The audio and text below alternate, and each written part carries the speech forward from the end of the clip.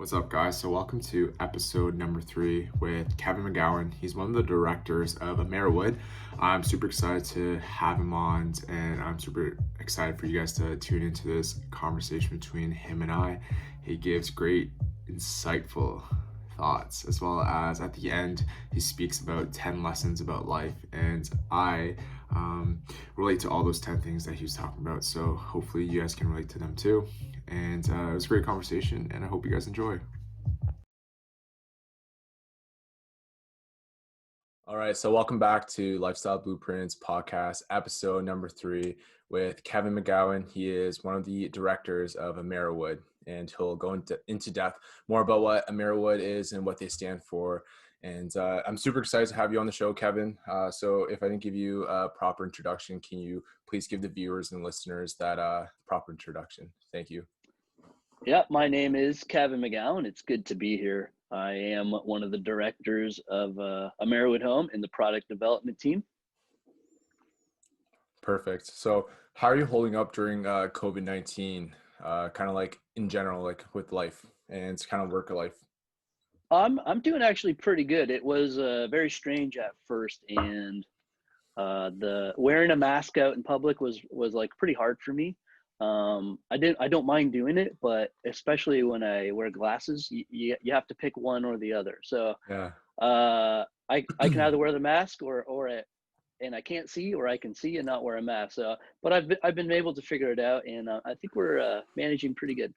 That's awesome. So in your role at Mirrorwood as one of the directors, what are your responsibilities and kind of what subdivision or division are you for acting as for the director? Yeah. So my responsibilities as a director of product development is to manage the design team, and we develop new furnishing products for the home. So we're curating furniture collections in response to trends, fashion, and also responding to sales and marketing requests and insights. Perfect. So, what does your day to day look like in regards to the task at hand, and what deadlines, or do you have multiple deadlines a week? Like, what does that look like every day? Yeah, we have long-term deadlines and short-term. A lot of our stuff is like we need it tomorrow. But every day for me is totally different. One day I might be working on a bedroom collection, or I might actually work on a desk or TV console. But the day is a big mix of meetings, design reviews. We're looking at prototype samples and doing a lot of approving. And any free time, I am designing for my own to-dos and tasks. Awesome. So, in terms of like COVID-19, I know it has impacted a lot of work companies. I know for myself, it has impacted myself as well, and like kind of how I carry out everyday tasks. How does COVID-19, the pandemic, impact your everyday work life? Actually, it was a pretty big impact. I would be actually going into the office every day. And now I work at the home office, and I might go in one day every few weeks. So it's been a big difference. One of the struggles is we had to get everybody to work from home. So that was a big change for a lot of people. Um, and we decided, like, let's do something called hot desking, where um, we have different people who would come in, throughout the week, and we take up a smaller footprint in the office. But we have more ambitions to put that more into play in the future when the pandemic actually is over. Awesome, awesome. So, in terms of working from home and versus work going into the office and working, how do you find your kind of like your accountability to working from home, meeting all those deadlines, like with all the distractions in life? How does that affect you working from home? Because I know you do have a home Yeah, office. Yeah. yeah. You have to find a place that is like away from the everyday home and the activities of home. So I kind of like snuck into the basement, and that's where my setup is. But I hear like kids getting ready for school, they're getting on the bus, they get home and maybe working on their homework. I can hear all that, but to stay accountable, actually, that's where the team at work comes in, and we are in messaging apps all day. We are on calls, some of them video, and yeah, I'm lucky that there's a good support at work, and we're all in the same boat. One of the great things we did is we were very flexible on work schedules, because a lot of parents that when they're at home with kids, like, you also might be a teacher. You have to Yeah. wear a lot of different hats. You got to help the Yeah. kids with school if they're virtual. So we had to just be a little bit more flexible and understand that it's more important to get the work done. It's not as important when everybody works. So that was a big thing for us. Oh, perfect. Awesome. So it's a great answer. So in terms of kind of like the corporate level, how does COVID-19 impact corporate level and kind of like the higher ups to you and like the whole company as a whole? Yeah. So at the corporate level, of course, we are didn't really explain this yet, but we're a manufacturer of furniture. So in some places, like, we have to keep people in the office or keep people in the factories to keep producing the products, getting them out, shipping them out. But where we could, we moved as many people to the home office as possible. And that really helped. And it was a good surprise almost, but expectation that actually things were working and we were getting it done. So, at the time when we were just a month in or two into the pandemic, the question was, well, when will we go back?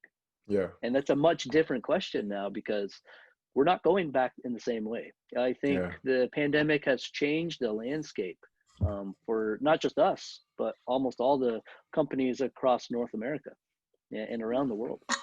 I agree with that. I just kind of recall from the spring when I first moved here to Toronto and COVID hit. I just kind of thought it was going to happen for maybe, I don't know, 2 months or even less than that, and then it would kind of go away. But now we're kind of like in a different status level in terms of like COVID-19's impact Yeah. on everyday life. I feel like everyone's burning out from COVID-19, and now it's kind of like in a whole different realm of kind of like finding that treatment and distributing that vaccine still. So we still have a long way to go in terms of North America and the whole world to figure this out.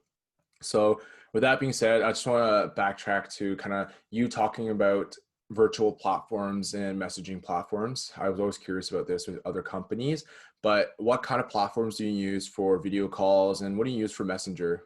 Because I know for my team at Sick Kids, it is Microsoft Teams, Skype, Zoom, or Cisco WebEx. So yeah. Yeah, I can relate. We are on Microsoft Teams too, but we are also we have employees all over the world. So sometimes it's Skype. Of course, email. But it's not as good. And I would say it's a good mix between Skype and Microsoft Teams. Awesome. Awesome. And those are good platforms. You can share your screen. I can share like a design that I'm working on.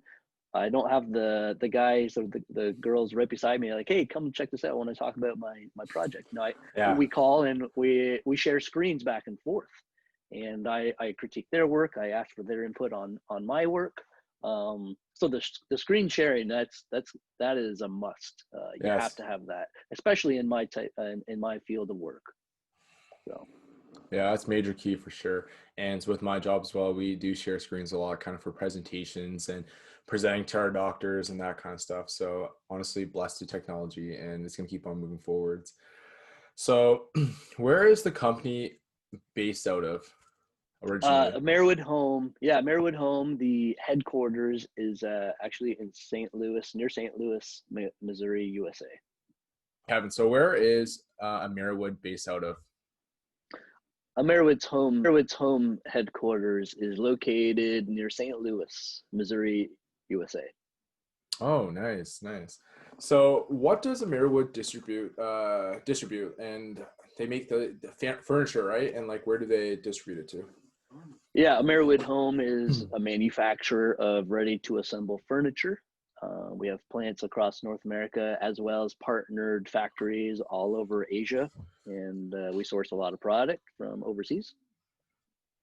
Nice. So, I forgot to ask you this, but tell me about the company and what their mission statement is and their purpose on the global scale as well as maybe in North America? Yeah, I can share some of that in the specific to a Mirrorwood.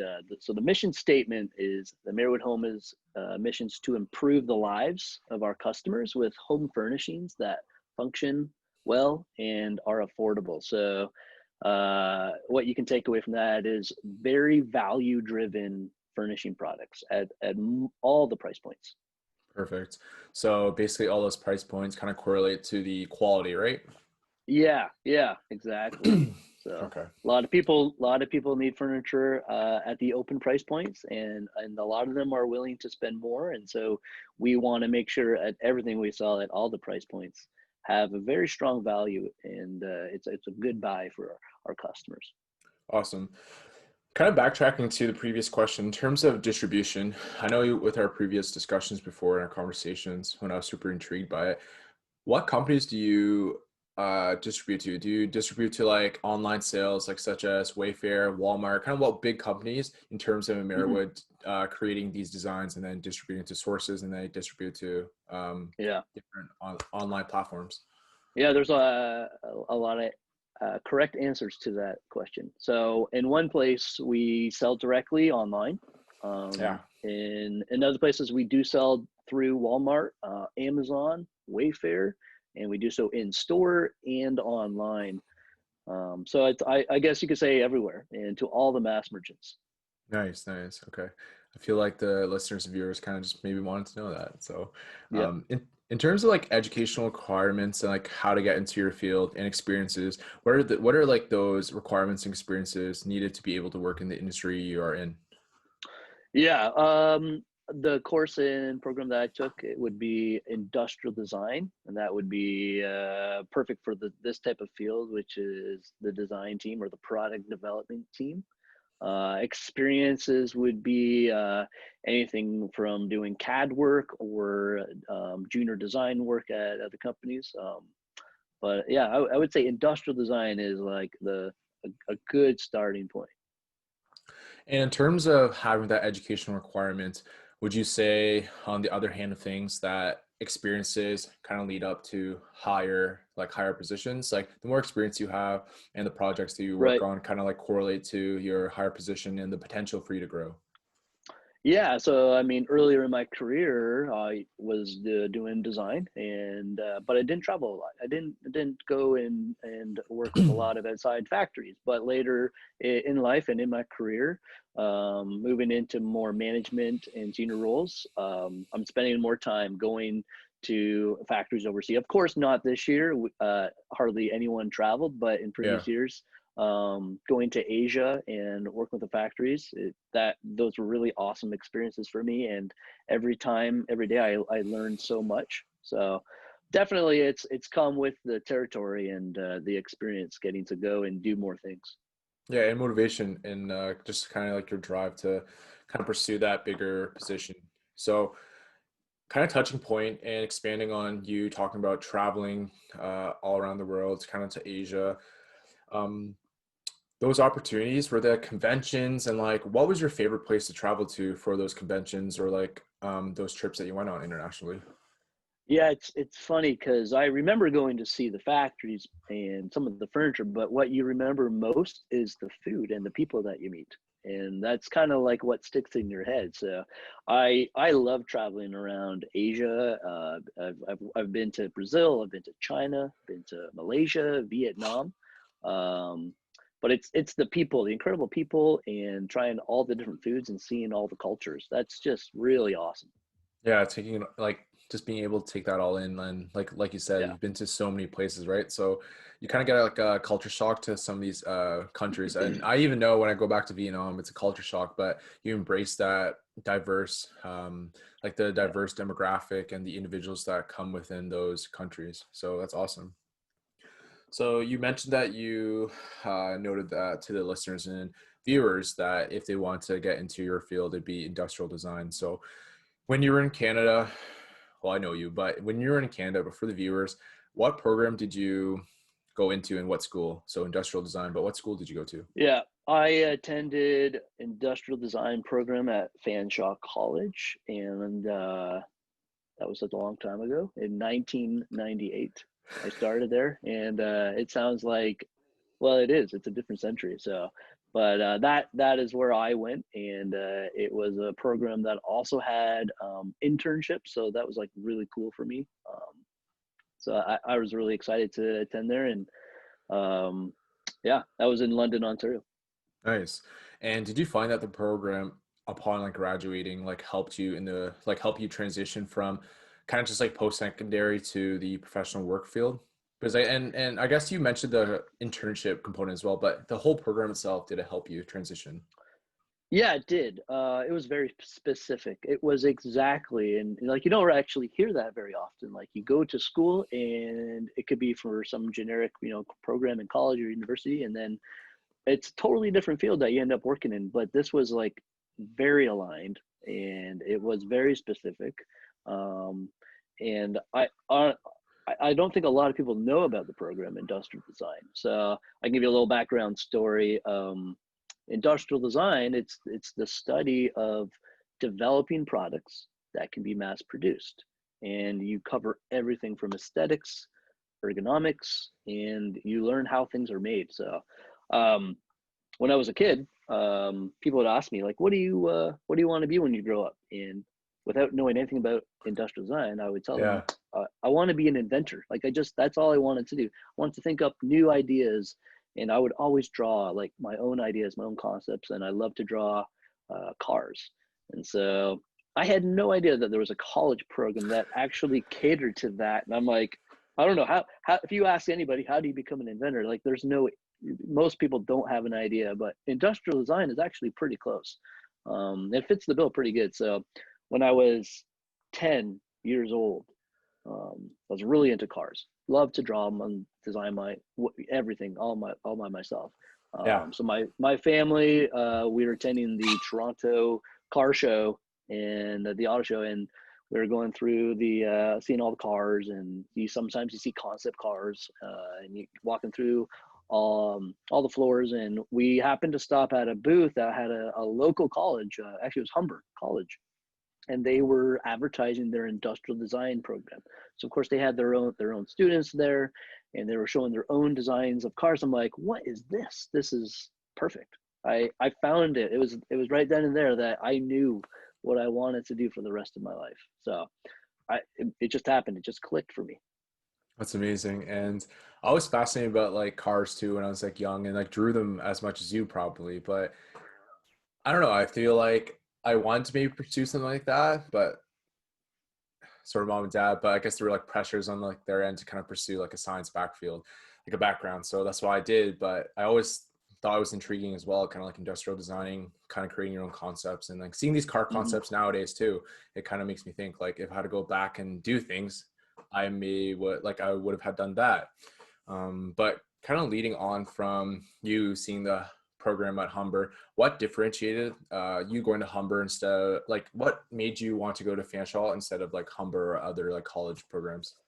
I thought I was going to go to Humber, and when you go there, it's actually like they have like they actually have a test. You sit down, you draw, you sketch something, you show their portfolios. It's kind of like an interview, and I was not prepared. Like I went in and I think I did okay, but they said, "Oh, we don't think you're ready." I'm like, that was my first setback. I'm like, what do you mean I'm not ready?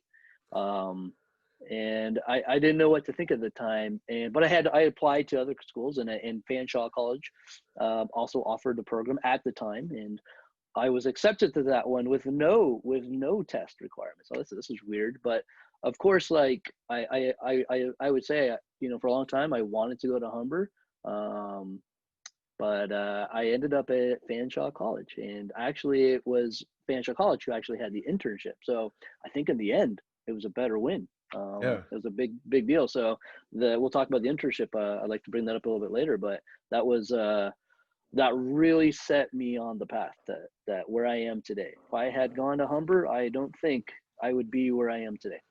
Yeah, true. And kind of just expand on that, like you said, like the internship, since we're on the topic right now, how about you tell us about the internship that you were a part of during your time at Fanshawe? And like, where did you Yeah, work? Yeah, well, okay, so to back up a little bit, at Fanshawe College, you took all the courses, and we had studio classes, we had modeling and sketching classes. I learned a ton, but it didn't even compare to what I learned in the internship, and that was awesome. So we had we had a chance to do a 4-month internship and an 8-month throughout a 4-year like plan, let's say. And it was at the end of the schooling that I did my 8-month work term, and I took it. I applied and I got a job at Abacus Furniture Design, which is in Toronto, and they are a high-end custom furniture place. And people come in, and it's bespoke, custom designs. Everyone's unique, and it was there that I have fell in love with furniture. I had a great time. I learned a ton, and that really put me on my path. That's awesome. And kind of for me to touch base about internships and kind of go to university, and you were like talking about it too, going to university, doing a generic degree. And I can kind of agree on that, where you go and you're not aligned to anything after school. So you're trying to find yourself. And I want to give this platform to, like, I want to use this platform, and it's aimed to let viewers and listeners know that figure it out, and you have this platform to listen to these ideas and like these career paths that maybe it's not the best to kind of go into like a general like science or like a bachelor's of science or like a bachelor of arts, because you don't know what you're going to do in the end, and you're kind of wasting time figuring that all out. So with that Mm. being said, like, figure that out early, and make sure that if you want to be a doctor or a dentist or a surgeon, figure that out, have that career path written down, what you're going to do, the necessary steps. But in terms of your career, you chose a program that aligned to like your interests and your aspirations, and look where you're at now. You're like one of the directors of a really big industrial design company. So that's awesome. Kudos to you. Thank you, thank you. Um, I know you were originally first employed in Canada and then you moved to America, but why did you have to transition to America? And I guess what was the reason? And I know you did say that Ameriwood is based out of St. Louis. So was that the reason? Yeah, I started. So I got my first design job in Toronto out of school, and it was at Carina. It was a furniture company. They also made ready-to-assemble furnishing products, and it was doing really well. And I was having a blast there. I was really excited to land my first design job, and things happened pretty quick. So another company came in, Durrell, and they purchased Carina and folded them into their furniture division, and that's where Mirrorwood came into play. So they're folded into a Mirrorwood, and so for a short while, I was actually working with the Ameriwood design team while being in Toronto. Oh, Um, okay. and then it became necessary at the time that they wanted to consolidate the design team in St. Louis, and they were growing the team. So I had accepted the invitation to come down. It was really young. I think it was like 20 or early 20s. So it was a easy decision, easy move to make. I didn't have a lot of assets to my name, and it was like very simple to just get up and go. And that was fun. I really glad I made that decision, and I'm actually still with the company. So I started with Carina in 2002. And here we are 18 years later. I'm still with I guess you could say, the same company, with the Ameriwood in St. Louis. So I think things worked out pretty good. Yeah, I guess the only bad part is that you're far away from Canada and your family. Yeah, miss family, and miss a lot of things in Canada too. So Like Tim Hortons. I really miss Tim Hortons. So that would probably be a part of my everyday. I miss Harvey's. I miss Swiss Chalet. Swiss I there's Chalet, a yeah. there's a Ketchup culture. chips. Yeah, I wasn't. I can give you a little funny story. I moved in 2004 in May to America, and Nice. we came back. We came back, I think, for Christmas. I don't know if it was that year or the year after. That was the first time I ever heard the Canadian accent. I was like, what? We sound so different. I didn't know what to expect. So I had grown up with the Canadian accent, and then I had moving to the US and coming back a little bit later, like to visit. And Yeah. I was like, what? We sound so goofy. I mean, of course we're not goofy, but it just sounded so foreign to me. And I'm like, is that what I sounded like for my whole life? And so that was a real like eye open to culture and like how things are just different everywhere. Yeah, it is. And it's just like the whole different culture at every like different country, right? Yeah, Um, so you were kind of talking about like Canada, the transition to Canada, America, and you said it was great. So I won't touch base on that. But now tell me about family and work life and how do you balance having kids, taking them to like sports, other yeah. extracurriculars, and taking on a role as a director for the company and doing all those things. Yeah, so for sure, work is demanding. But if I were to like lay out the whole idea, the whole plan for us is for me, God comes first, and family second, and work third. And it's very hard to keep that discipline. But but you know, balance comes by putting everyone in my family before myself. And I believe that happiness comes from making others happy. Happiness is like a byproduct of bringing other people joy. And so that has to be true in my family as well. Work can be very demanding, like I was saying, and sometimes I'm traveling for weeks on end. I remember one time I think I was in the Kuala Lumpur airport in Malaysia, and we were traveling to Vietnam, and we had some downtime, and there I was on a FaceTime call with my daughter Madison, 13 hours ahead, so it was a big time difference, and I'm helping her with her math homework, and you could just think of the technology that has had to be put into place for that to happen, but it was just what we were doing to make it work. And I probably spent an hour with her going through her homework and just helping her navigate the problems. Yeah. And you know, I just got to be willing to do anything that it takes. So you know, I didn't even realize that was a big deal until my boss, who was traveling with me, is like, I can't believe you're doing that. That's just crazy. You know, your daughter's a very lucky girl, and that really has stayed with me for a long time when he told me that. So, but raising my two kids, that's the most rewarding responsibility that I've ever been given. Um, as a parent, we're their biggest cheerleaders, and seeing them succeed, that's our mission. That what brings us the greatest joy, Yeah. seeing them succeed in all the different things that they do. So Yeah, it's awesome to hear, and honestly super inspiring. And it's great to hear that about kind of like the whole fatherhood and the parenthood about that. And then you yeah, don't truly realize the process, and you don't kind of understand the satisfaction when you go into fatherhood. So I'm glad to hear that, Kevin. yeah. I became the father to Madison in 2008 and to Nathan in 2010.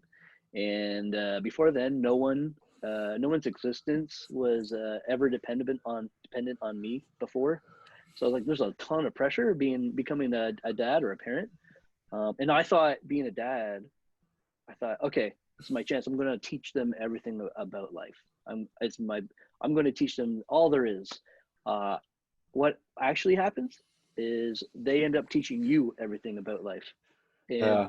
I was like, what? This doesn't make sense. But it is the total opposite. So they have taught me more about life than I will ever teach them. It's an amazing experience. I can't even explain how that works, but that is the total truth. That's awesome, man. I'm great. I'm so glad to hear that. I'm looking forward to fatherhood one day and be able to Yeah, kind of, I it is a cool blessing, and there's no way to prepare for it. It just yeah, when it you happens, kind of learn, and right? You yeah, you kind of learn over it. yeah. But that's awesome, and I'm glad that you embrace that role and you're able to balance work life, family life, Hmm. and even just like being able to kind of spend time with for your own hobbies or anything like that. But we'll jump into that, okay? Okay. If you had to give the listeners or viewers some advice, what are three things that young listeners do in order to should do in order to achieve success or pave a way of early success? Yeah. I wanted to bring up there's a podcast that I've listened to a little bit called We Study Billionaires, and it sounds like really ambitious.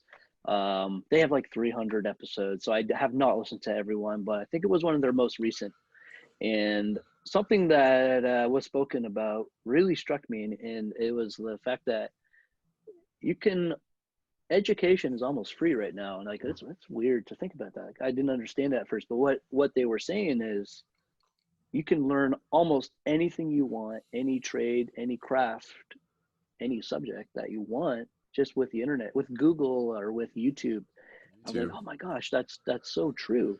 You can almost explore any type of employment, and ideas, and see what other people doing.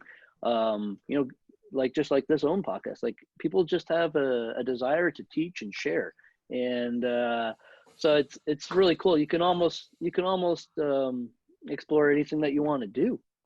I'm lucky that I found my passion and I stuck with it. I'm lucky that I found that I can make a living at it and do it for work. It doesn't feel like work, but I Yeah. would say that that would be a pretty cool thing to pass on. And even my own kids, they love to find things on YouTube and learn new things. And my own daughter, she loves to draw and she likes to sketch, and she learns how to get better, Yeah. not only by practice, but also seeing how other people do it. And now she's a better sketch artist than I ever was, and today. So I think that's pretty cool. And I agree with that. She is a really good sketch artist, to be honest.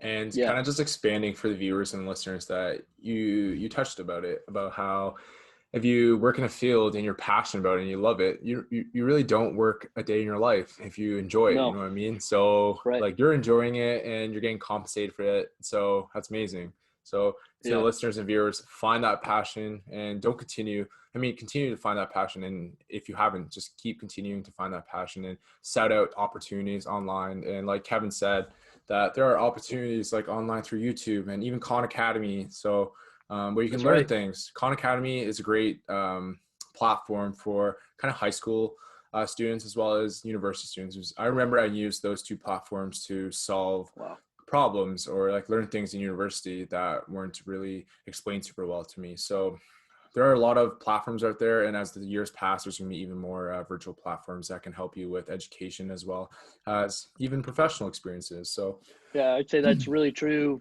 right now. yeah, And things have amplified because almost because every student in the world had to go virtual. yes, So it had to jump and step up really quick. So yeah. yeah, you're right. You're absolutely right. Yeah, because COVID-19 and how it is, everything's going to be amplified, like Kevin said, for sure. So you've had a successful career so far, and I see big things for you, Kevin. What has driven you to succeed, and were there any external or internal factors, like did your parents, or was it kind of your own drive and your own interest that drove you to the successful path that you're on right now? Yeah, being a designer, every project that I complete, and then I give over to someone else, I present to someone, is like a small window into my soul. And it's a little bit vulnerable because that's my own concept, that's my own thoughts, and I'm sharing it. So it could be a little scary at times, but in the same time, it's also what drives me to do the best version that I can do, to do Yeah, the best idea, concept, innovation. So yeah, that's what kind of drives me, you know. I absolutely love doing it, and so it's fun. I realized it's kind of like the journey is the reward. Like doing the process of creating something is more exciting than when it's actually finished. So yeah, for sure. And I just wanted to roll back, kind of about like your whole work-life balance. In terms of those stressors that you may face every day, what do you do to cope with that stress? Like, what methods do you use? yeah. So for me, what keeps me real level-headed, real balanced in life is I try to meet with other guys in the morning for breakfast. I'll get up super early at like 6, and we'll meet for an hour. And so a few different times in the week, up to 3 times, I'll go and meet with different guys. Sometimes it's 2 other guys, sometimes it's 4, 5, all spread out, of course, and keeping distance, but also close enough that we can have a chat, a talk. We talk about everything. We talk about life. We talk about our problems and issues. We are accountable to each other. It's also a Bible study. We are also learning together. We're reading scripture together, and of course, when you learn anything with someone else, uh, you don't see the same thing the same way. So I'm seeing that their perspective. I'm seeing their insights, and it sharpens. We sharpen each other, and we're there for each other. You know, there's been a lot of COVID and sickness throughout different guys' families, and even some deaths. And sometimes hard questions are asked, and it doesn't matter what problems anyone comes, but we're there for each other. So I think that's really important, to find a group, it's really cool. Every day I meet in the morning with those guys, that day starts out awesome.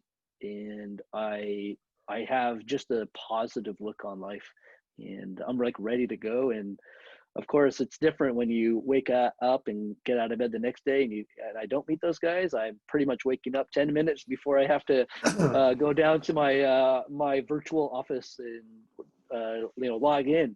Yeah. I've had the other days I've had a whole hour and a half to like get my mind awake and talk and get ready for the day. So that's been huge for me. I'd do it every day if I could, but it's probably not feasible. Not So feasible, yeah, yeah. that's what I would say that has been very good and balanced for me. That's awesome. And with what Kevin has been saying about how he copes with stress and is able to have an outlet, I just want to advocate for mental health and let everyone know that you're not alone in this fight, and that everyone's dealing with mental health, and me personally as well. So reach out for help and find those things that make you happy and like help you jumpstart those days. And for me personally, I've been starting to do positive affirmations, and they kind of like start my day kind of nice, and then it kind of like fades, but I still need to find that other thing that helps me find success and like find joy throughout the day. So thank you, Kevin, for that answer. Did you have any inspirations or like role models that motivated you to pursue your career? Yeah. Any big figures? Yeah, there's a few individuals that come to mind. One is Shigeru Miyamoto, and I don't know him on a personal level, but he's been kind of like a role model for me. And for those who don't know, this is the Nintendo's first artist that they ever hired, and he in fact actually was an industrial designer. So Shigeru Miyamoto started very early with Nintendo, and he developed the Donkey Kong arcade cabinet, and of course the Mario Brothers, and he's still with them today. So growing up, I wanted to be just like Shigeru Miyamoto. I wanted to design video games. I wanted to just do everything like he did. So that was kind of like a really early role model.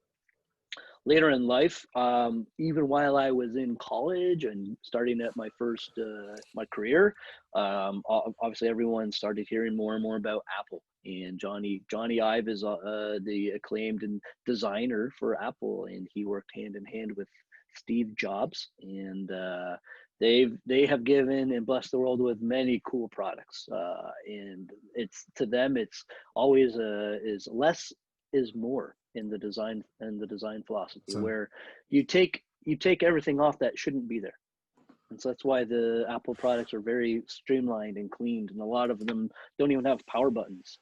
So like they were the ones that really introduced me to the idea of the journey is the reward, right? I said a little that about that before, and doing the work is more exciting than being complete.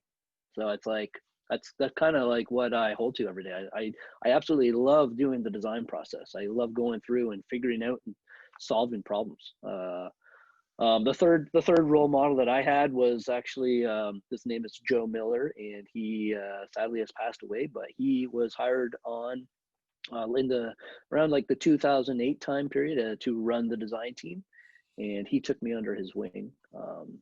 He believed in me, he championed me, and it was really really neat to see someone and like at a higher level really like speak into my life, and he treated me like family. So I think it's really important to have role models. I sometimes they can be people you don't even know. I would say listen to a lot of biographies. You learn about other people and all the challenges that they've gone through and how they've kind of overcome obstacles.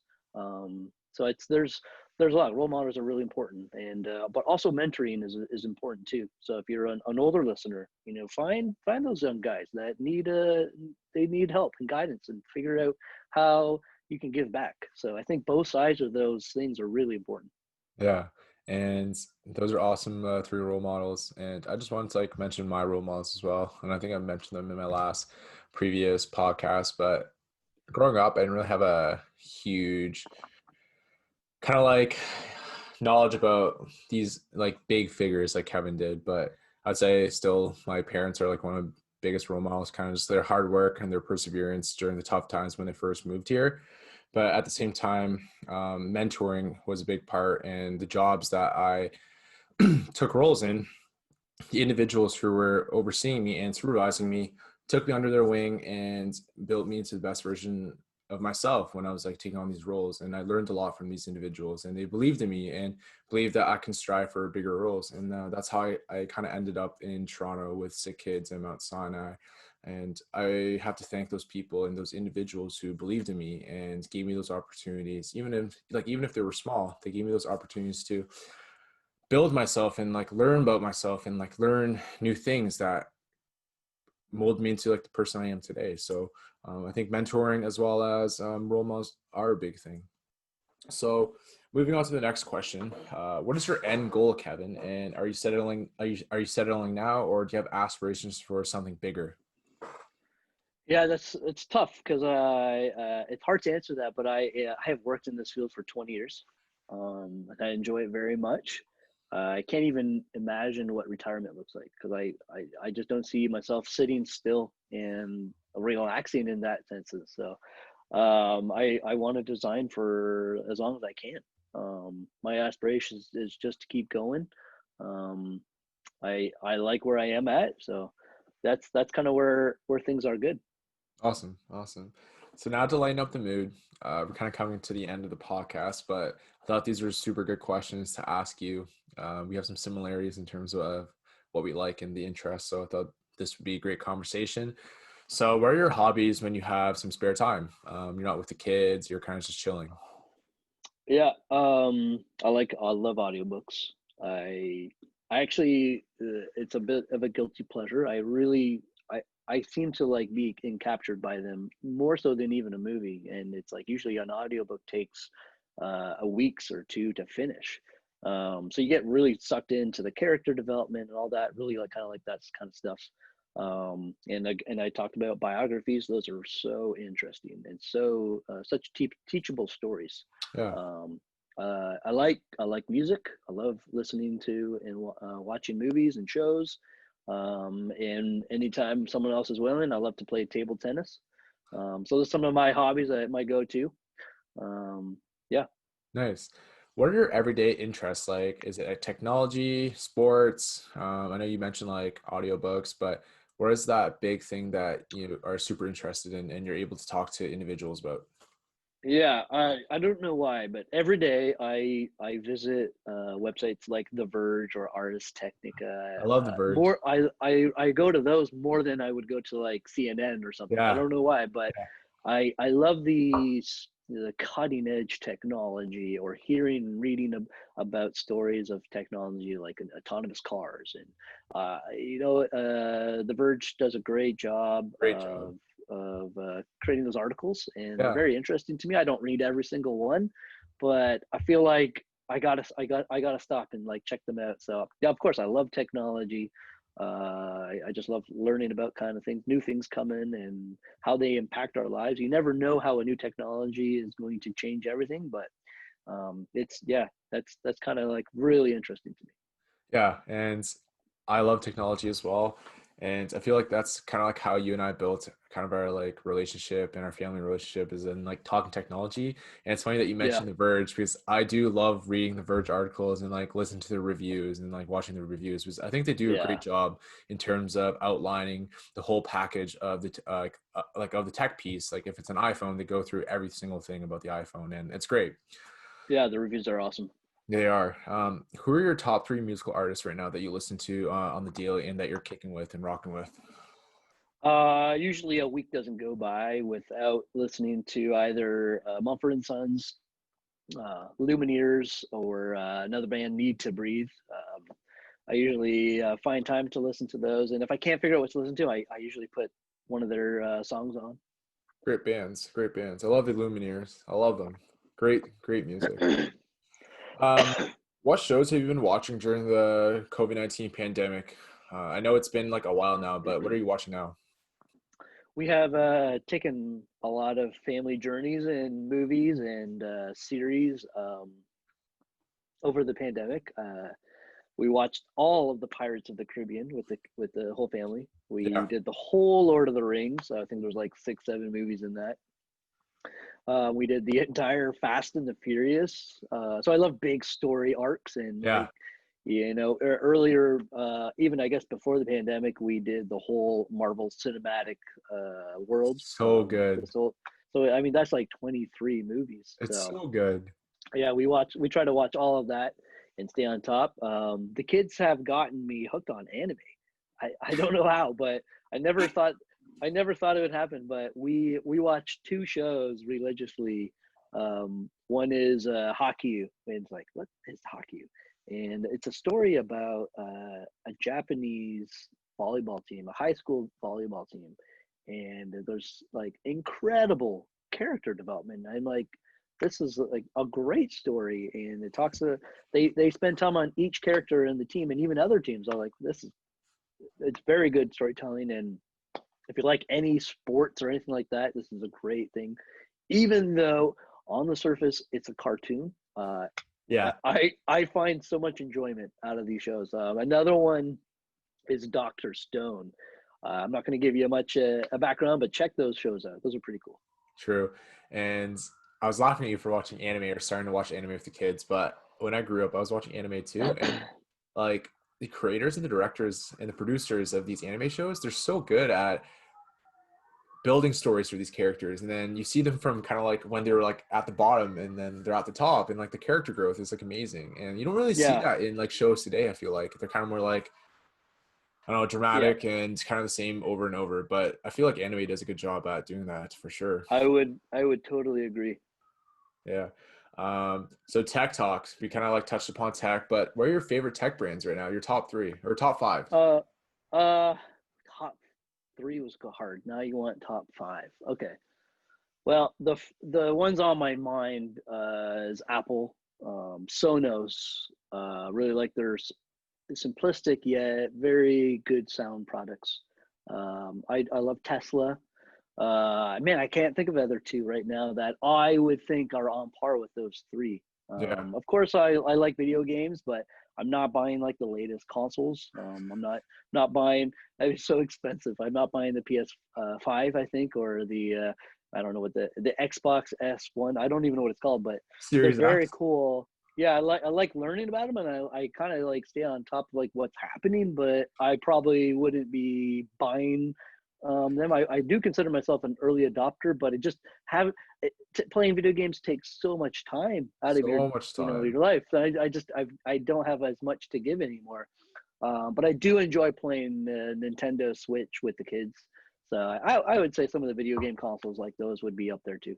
True. Awesome. And I would say that Apple's also one of my favorite tech brands and probably the only favorite tech brand I have.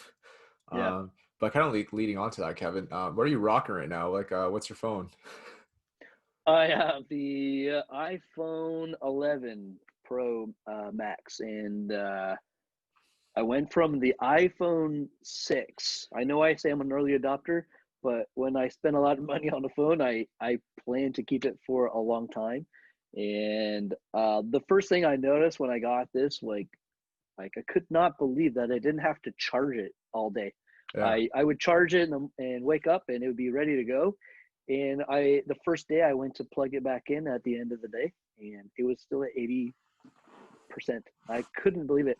My old phone, I'd have to charge it 2, 3 times throughout the day just to keep using it, and you end up living life being close to chargers, and like that's not the way to do it. So this was like a very cool thing, and of course the photography on it really impressive. Yeah. We don't even hardly take out our DSLR anymore because it almost can't compete with the photography on the iPhones now. So Yeah. that's been pretty cool. Yeah. It's crazy that phones in general, and then specifically like iPhones, have gone so good with cameras and like the photography. Like I upgraded from the XX Max to the 12, and Yeah, it's just like incredible how great the photography has like gone in, like the video capture. Like I can use the video capture to make introductions to the podcast with my iPhone. Like I don't need a DSLR. I might borrow my brother's DSLR to shoot like bigger shows or something like that. But like just the phone Right. itself, Yeah. it's so compact. The battery life's great. Like the camera's great. Like I can't see any other reason to have a DSLR instead other than like you being a photographer, you know? No, yeah, it's really wonderful. The software, the design of the product, it feels right. It True. feels good to use these products. True. And I know you were like mentioning Tesla, and I know they're actually one of the most innovative tech companies out there right now because they make these automatic driving cars. And one day, hopefully, I can get one too. But other than Tesla, because we kind of know they're the most innovative, what other innovative tech gadgets or tech brands are out right now? Yeah, so I recently splurged on a birthday present for myself back in October, and I got the iPad Pro, the 2020 iPad Pro 13-inch. And as good as that is by itself, I went and also got the keyboard and the pencil, and I'm very taken by this package together. I think it's just one of the most advanced products that Apple has right now. It can just become so many things, and Yeah, it feels like a laptop when you want it to. It feels like a tablet when you want it to. It's so light, it's so thin, and but it's such a huge canvas. It's such a large screen. I've taken it. You know, we lots of sports for the kids. They're out in the cold and doing soccer practice multiple times a week, and I'll sit in the car and I'll bring movies on this iPad. And it's like the sound is great. So it's just such a multimedia yeah. product. I see myself using this for a long time. So yeah, it's really cool. I mean, it's not for everyone. The price point's not for everyone, but they do have versions of this at it's like a little bit smaller scale at a lower cost. But everything I've done on it has felt amazing. Yeah, for sure. And I think the iPad Pro is probably one of the most sophisticated things that Apple has made, other than maybe their iPhones, because their iPhones are super complicated and complex too, and like what they pack into the iPhone as well. But the iPad as well, because I know my dad has an iPad and it's an 11 inch, but like the power it has and like the capabilities that like it has to offer. There's just so many venues that you can use this iPad for. But for myself, like I have an iPad, but it's kind of like the new 2020 iPad, and I just use it for scripts and writing notes and kind of watching movies on it. But I can't see myself spending that much money like yourself to get an iPad Pro because I do still consider I love using my MacBook Pro still and kind of typing on it. But if I had Yeah, to upgrade, I would definitely get the M1 MacBook. Just it's insane. yeah, it's pretty good. I have never. I don't think many people have like played with it. Of course, a few, but yeah, they're definitely making a big statement with the M1. So it's very impressive, It's just and crazy. we'll see where the future leads because right now they're kind of in the realm of all their own, and Yeah, we'll see what happens. it's just crazy. Like I have the 2019 MacBook Pro, but I really want to upgrade because like the significant like performance boost is just incredible. Like they compete against like the high-end MacBook Pro at 16 inches. And it's just incredible like how Apple their ARM chip and they're doing it for the first time. Like how much like what they had to offer to the whole like market. Like what they're doing is like just incredible. Yeah, it's not often you hear a tech company make a big promise and then deliver. Tech companies say this all the time, but Apple actually did it, and I think that was really surprising to a lot of people, especially competitors. So that in competition is always great in the tech industry. It really drives innovation because you've got to continue to think outside the box to stay competitive, to Yeah. keep up. And so it's good for everybody. It's especially good for the consumers. Yeah. And viewers and listeners, I'm not sponsored by Apple, but I just want to kind of tell you guys how much I love Apple and how much Kevin loves Apple. But with Kevin touching point about his iPad and his iPhone as well, like you can continue to use your iPad and your iPhone for several years because of the processor, the software updates, and they're Mhm. just like indestructible, I'd say, if you don't like smash them, I guess. But other than that, like they just keep going and going, and like it's just incredible. Yeah. Um, I think we touched on everything, Kevin, in terms of this podcast and all the questions I had for you. I just want to thank you so much for coming on to the show with me and being the third guest to deliver your insights and Thank you. knowledge to the whole general public. So I really hope Yeah, you. I like to part the audience with I've been compiling a list of like 100 life lessons. I don't have 100 yet. And I've pared it down to 10 for today. But I've called them 10 borrowed life lessons because none of these are my own ideas. But every time I hear something that is really, truly like insightful or makes you think, I jot it down in my notes in my phone, and over time I've created a list that's growing really big. So I thought I'd share 10 of them today, and some of these are a little comical, but all of them have a little bit of truth, and I think they just kind of make you think. So Awesome. I like to give you those today if you don't mind. Yeah, no problem, man. And I'm excited to. yeah. Sorry, you go, you go. Rule one, I've already broken many times, and I probably will, but rule one is go to bed before tomorrow. And I say this because you are robbing from your tomorrow every time you stay up super late, and it's tough. It's tough. I love staying up late. I love watching late movies. But that's my first one. So of course I have to work on that one myself. Go to bed before tomorrow. I agree. I agree. Yeah. Number two is it's not what you make, it's what you save. And what that means is, it doesn't matter what your salary is or how much money you make, because you can make $100,000 and spend $150,000. Like it doesn't matter, right? But if whatever you make, it's more important how much you're saving. And so that's kind of really shaped my later years in life. I did not know that as earlier in my life, and I've definitely paid what we call the stupid tax and paid for a lot of dumb mistakes. But that's something I'm really taking to heart in my the last decade, I guess. So And sorry, Kevin, to cut you off, but you've given me that life lesson before too, and I'm still figuring that out. And to all the listeners and yeah, viewers, listen to what he's saying because it doesn't matter how much you make, but really the amount you spend, it just like yeah. equates to nothing. Like just save, and I'm kind Right, of struggling with right. that right And now. I don't want to spotlight your parents in a negative way, but like they had to take a lot of different types of jobs, and I would say they're rich. They're rich. They are not hurting for money. Like they saved almost like as much as they could, and so a lot of people don't know how to do that. Yeah, So yeah, I've seen that example across a lot, in a lot of different people, and not a lot of people talk about their money, but when you hear people like they don't have debt, like that's the goal, right? So that's the way to do it, but it takes a lot of work. It's awesome. hard work to get there. All right, so moving on, lesson number 3: if you don't choose a path in life, your life will choose a path for you. So be proactive, have ambitions, dream big, and it's a lot of little steps in the right direction. That's what it's about. So, lesson number 4 is when negative things come in your life, it can either make you bitter or it can make you better. So you have to decide.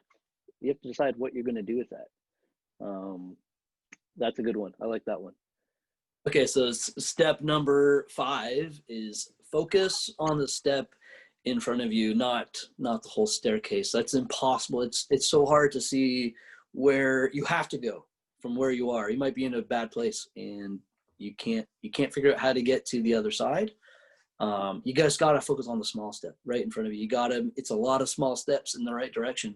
That's the only way to get there. Nobody can get their way if they just stare at the end and see how hard it is to get there. It's too much pressure.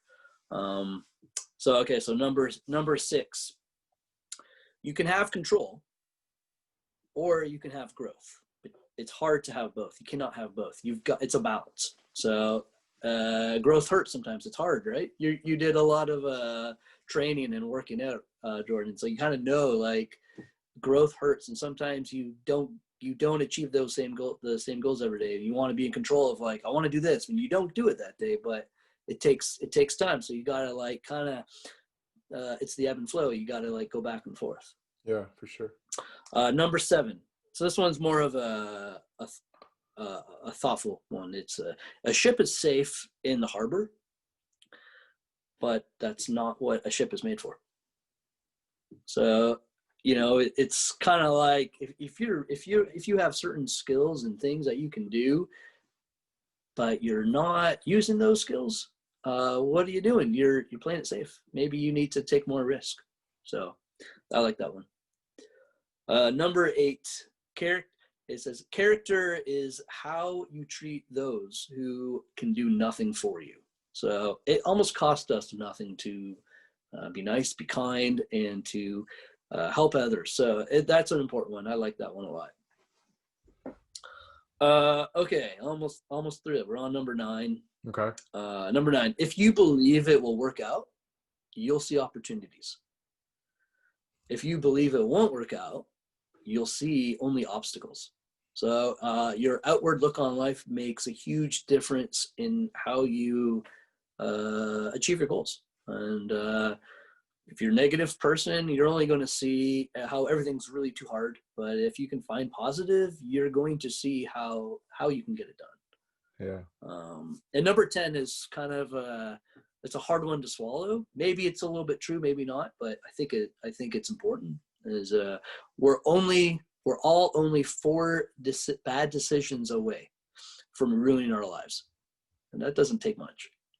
I agree. So you got to keep guardrails in your life. You got to do things to protect yourself. You've got to, maybe someone may be struggling with something. You got to find people who can keep you accountable. You got to find ways to keep you safe. And so 4 bad decisions to ruin your whole life that maybe end up in jail even. I don't know. It could be anything. It's really scary to think that it doesn't take much to screw up. And so we ought to do things, and we've got to put like special guardrails in our life, special, it's just doing things like we're doing today. You got to find outlets. You got to find people to connect with. So those are my top 10, my long list pared down to 10 for you today. I hope that you can take those and maybe they can do something for you as well as they've done for me. It's fun to share those ideas. And that's really all I wanted to leave with you guys today. Yeah, I truly appreciate that, Kevin. And I think those 10 points that you made impact me, honestly. And I feel like I'm going to keep on listening to this and go back to it and listen to what you are saying, because I think the most important one you did say, or one of the most important ones, was the last one, the 10th, is that you're 4 decisions away from ruining your life. Either that's death or kind of ending up in jail, like you said. Like, you don't know. Like, you have to stay grounded, and kind of going back to number 9, going back to the other ones, like control, and then you ought to be positive and not negative, and just remind yourself, like I said, to remind yourself of positive affirmations, and that tomorrow's gonna be a better day, and then the next day's gonna be a better day. But I really do truly appreciate this talk with you, and it was a great conversation. I learned lots from you, and thank you. Yeah, long time. Like, I've known you for a long time, but didn't know you had this much insight and wisdom in you. And I hope the viewers. I think I was hearing some of it for the first time myself, so that's good. I'm learning too every day. That's awesome, Kevin. So thank you to the ones who tuned in and listened to this episode number 3 with Kevin McGowan, one of the directors at Ameriwood. It was a great conversation, and I hope you guys all stay safe. Much love and peace.